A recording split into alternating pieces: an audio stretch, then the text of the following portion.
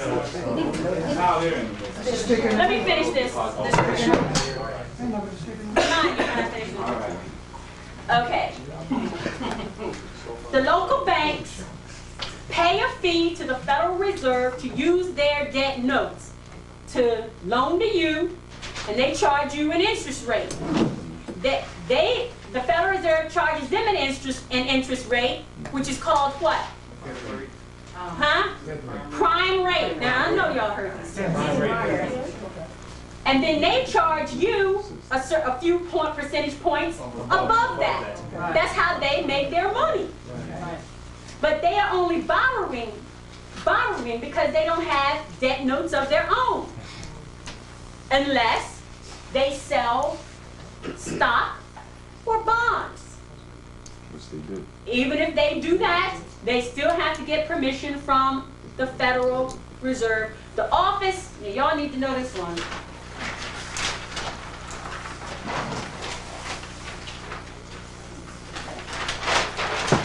Y'all didn't know y'all elected this one too. It's called the Office of the Comptroller of Currency. And all banks report to them. Office of the Comptroller of Currency. And I think every 3 years, maybe every 2 years, I think, the banks have to make application to this office right here and to get a rating. They get a rating, which is called their CRA. It's called the Community Reinvestment Act. Why do they need to do that? The banks were redlining so bad. They were not loaning money to people who lived in the inner city, in the urban areas. They were redlining.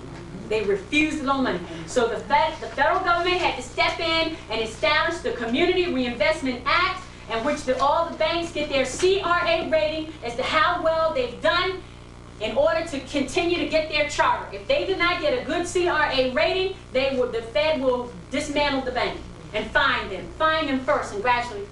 You have a question? Yes. I thought the Fed rate was the rate that that's the rate that the banks borrow the money, and the prime rate is the rate that the bank set for the customer. That's not correct? What did you call it? The Fed rate is the rate that the banks borrow the money from the Fed, and the banks then set but that's federally chartered banks.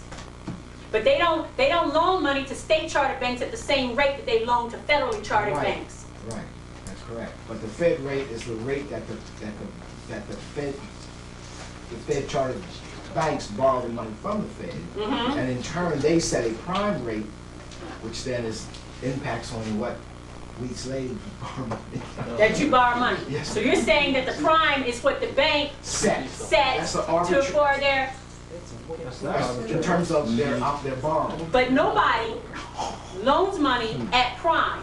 That's correct. Prime is the interest rate they use when they're trading amongst each other, not with us or anybody else. They don't. Well, some institutional lenders can get prime. Yes. Borrowers can get prime. Depending on their status. Like General Motors or somebody would go. Well, that's because, say, General Motors has, I wouldn't say they have a bank, but they have some entity that's set up that is what we call a depository institution that allows them to do that. They might be self-insured, for example, or something that allows them to be a depository institution and get that rate. Because they deal in large blocks. Yes. They're trading in large blocks. Right. They also are involved in another market, a secondary market for the trading of instruments. That's exactly right. And that's like would be your Ford Motor Credit and those companies like that. Pricing Credit, companies like that. Right. Okay. So you had a question, somebody here? How about precious stones? Trading. Well, we said precious metals. That's currency. Right? On our list right Right, here. I've seen it, yeah. Say metals or stones could be precious metal or non-metal. Okay, all right.